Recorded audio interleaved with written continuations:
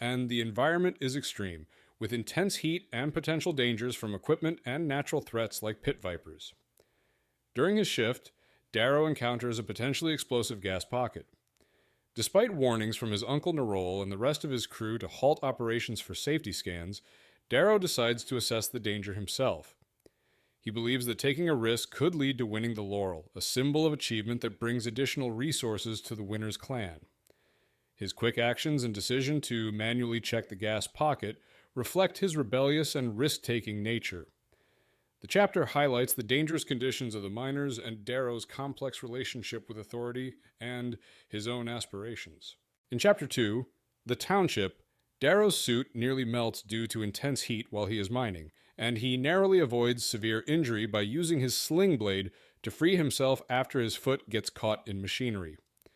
He successfully retrieves the data he needs and makes his way out of the mine. Despite a severe burn on his hand, he joins his crew as they ascend to the surface using a grav lift, where he helps a younger miner who forgot to secure himself properly.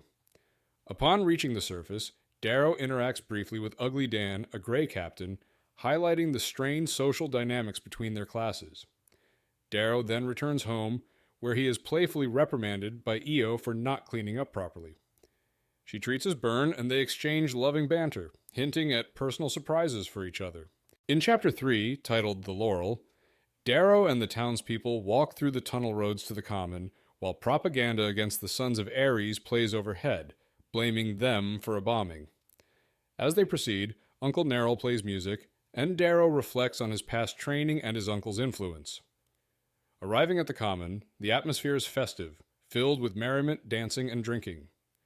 Darrow, noted for his potential achievement of the Laurel, receives recognition and congratulations from his community. There's a lively interaction among the townspeople, and the clan prepares for the announcement of the Laurel winner. The event unfolds with anticipation as Magistrate Poginus officiates, making remarks on the quotas and announcing penalties for underperforming clans. The excitement builds to the announcement of the Laurel winner, expected to be Lambda Clan for their performance, represented by Darrow. However, the chapter ends on a dramatic note as the Laurel is awarded to Gamma Clan instead, defying the expectations of Darrow and his clan, who are left in shock and disappointment by the decision. In Chapter 4, titled The Gift, the narrative focuses on the aftermath of the Laurel Award ceremony, where Darrow grapples with the blatant injustice as Gamma Clan receives the rewards, sparking anger and frustration among his people. Darrow reflects on the manipulative control of the society over the competition and its outcomes, designed to maintain social hierarchy and prevent rebellion. Despite the anger in the community, Darrow's wife, Io, diverts his fury by inviting him to dance, lifting the spirits of those around with music and celebration. The couple then sneaks away to a secluded area, the Webbery, where Io reveals a hidden ventilation shaft leading them to a secret place. Emerging from the ducts, they find themselves in a lush, vibrant forest within a dome, a stark contrast to their usual surroundings. The sight of real trees, grass, and colorful glowing insects overwhelms Darrow with beauty and a sense of freedom he's never experienced, described vividly as they interact with this hidden natural world. The chapter climaxes emotionally as Io and Darrow discuss their aspirations and the constraints of their societal roles. Io expresses a deep-seated desire for freedom and change, urging Darrow to embrace a higher purpose beyond mere survival, challenging him to lead a change for their people. Their conversation reveals fundamental differences in their outlooks on life and revolution, highlighting Io's revolutionary spirit against Darrow's more cautious, survival-oriented mindset. Their intimate and revealing conversation is interrupted as they are discovered by an unknown voice, hinting at imminent confrontation or discovery by the authorities, marking a suspenseful end to the chapter. In Chapter 5, titled The First Song, Darrow and Io are captured by Ugly Dan and Tin Pots for venturing beyond the permitted zones in the Webbery, where Io previously showed Darrow a hidden natural world. They are arrested, and despite Darrow's attempts to peacefully surrender, he is beaten by Ugly Dan. They are held for 3 days before being brought to a public space for punishment. The scene is heavy with the anticipation of violence as they are presented before their community for a flogging. Darrow is prepared first, subjected to a brutal lashing that leaves him nearly unconscious, displayed before the crowd to emphasize the consequences of disobedience. Io, facing the same fate, begins to sing a forbidden song of rebellion during her punishment, which captures the attention of the entire assembly, including the Arch-Governor of Mars, Nero O. Augustus, who has come to witness the punishment. Her act of defiance changes the atmosphere, turning her punishment into a profound statement of resistance. The chapter concludes with the Arch-Governor's cold decision to proceed with Io's execution despite her song, highlighting the harsh and unyielding nature of the ruling powers. The community is left in shock and silence, deeply affected by the events but too frightened to join her in her song of defiance.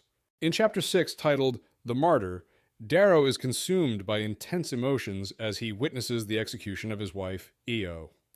Removed from the crowd, and after having the gag taken out by Bridge, a sympathetic tin pot, Darrow positions himself to be visible to Io as she is led to the scaffold.